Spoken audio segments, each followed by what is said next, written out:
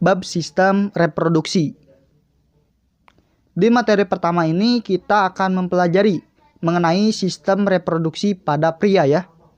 Mulai dari struktur organ sistem reproduksi pada pria beserta dengan fungsinya. Organ reproduksi pada pria bertanggung jawab untuk menghasilkan dan mengeluarkan semen.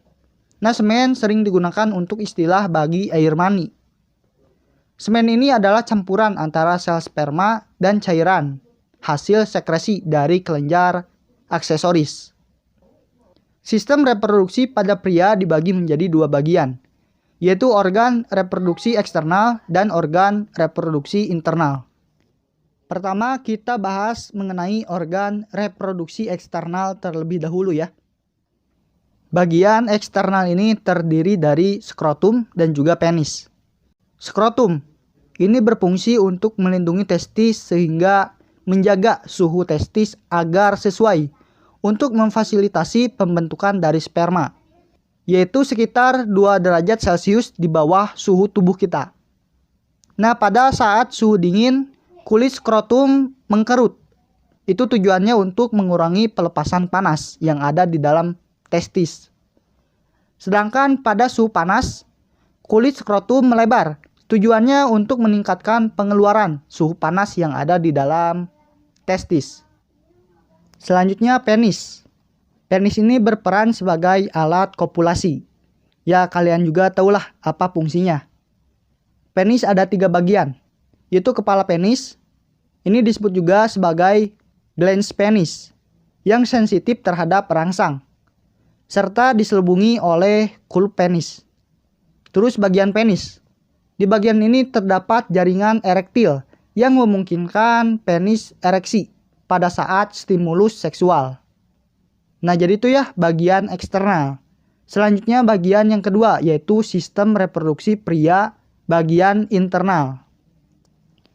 Bagian internal ini terdiri dari gonad atau testis, kelenjar aksesoris, dan juga ducus atau saluran. Pertama kita bahas gonad atau testis. Testis ini berfungsi untuk produksi sel sperma dan hormon reproduksi. Nah, untuk proses pembuatannya dari kedua ini kita akan bahas di materi selanjutnya ya. Testis ini terselubungi oleh 3 lapisan. Yang pertama itu ada tunica gavinalis. Ini memiliki rongga berisi cairan, yang dimana memungkinkan testis bisa bergerak bebas dalam skrotum. Terus ada juga tunica albuginea, yang tersusun atas jaringan fibrosa padat dan membentuk kapsul. Dan yang terakhir adalah tunica vasculosa.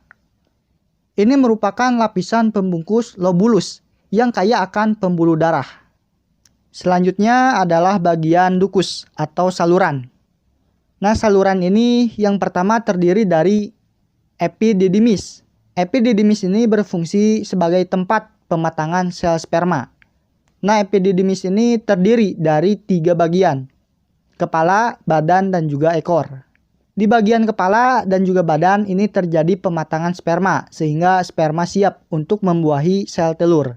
Kemudian sel sperma mengalami penyempurnaan mitokondria dan peningkatan motilitas. Sedangkan di bagian ekor, sel sperma yang telah matang disimpan sebelum nantinya diejakulasi. Bagian ducus yang selanjutnya adalah vas deferens. Ini berfungsi sebagai tempat penyaluran sperma dari epididymis. Selanjutnya ducus ejaculatori. Nah, ini berfungsi untuk menyalurkan sel sperma serta cairan hasil sekresi dari kelenjar uretra. Nah, disinilah tempat di mana sel sperma ditambahkan cairan semen atau cairan penyusun dari air mani. Dan ducus yang terakhir adalah uretra. Uretra sendiri berfungsi sebagai saluran pengeluaran urin serta semen. Nah, setelah testis dan ducus dalam sistem reproduksi pria internal, ada yang namanya kelenjar aksesoris. Tapi sebelum itu, for your information sob, channel ini memiliki bab konten diantaranya zona sekolah, zona binatang, zona akuatik, zona tumbuhan, zona biobisnis, zona peliharaan, zona biotraveling. channel ini dalam tahap pengembangan, maka akan sangat berharga bagi kami jika Sobat Biota semua membantu channel ini untuk berkembang, minimal dengan cara mensubscribe channel ini. Jadi, please for subscribe now. Kelenjar aksesoris ini terdiri dari yang pertama, vesikulasi seminalis. Ini merupakan kelenjar yang berfungsi untuk menghasilkan sekitar 60% cairan semen yang bersifat kental, sedikit lengket, cenderung basah, dan berwarna kekuningan. Terus ada kelenjar prostat. Fungsinya itu menghasilkan sekitar 13-33% cairan semen berwarna putih seperti susu dan mengandung banyak enzim antikoagulan serta asam sitrat untuk menutrisi sel sperma. Dan yang terakhir adalah kelenjar Cowper. Kelenjar ini menghasilkan cairan untuk melumasi uretra dan akan menetralkan asam sisa urin di dalam uretra. Nah, jadi bisa dibilang intinya fungsi dari kelenjar aksesoris ini sebagai penghasil cairan semen, penyusun dari air mani ya. Mungkin hanya itu yang bisa saya sampaikan di materi pertama, bab sistem reproduksi ini. Semoga apa yang saya sampaikan bisa berfungsi dan hidup buat Sobat Biota semua. Jangan lupa tonton dan pelajari materi selanjutnya serta video pembelajaran lainnya. Jadi see you next video sob.